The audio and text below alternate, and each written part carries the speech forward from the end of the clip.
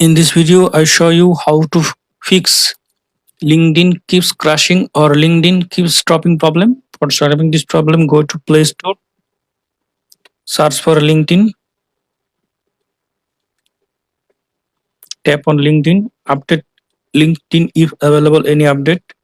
Then go to settings, then go to apps, then go to see all apps. Now search for LinkedIn app, tap on LinkedIn, tap on storage and cache, tap on clear storage, tap on delete.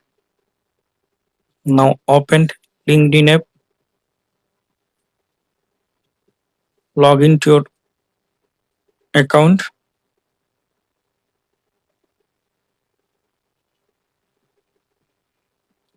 Now I hope that this method fix LinkedIn keeps crashing or LinkedIn keeps stopping problem.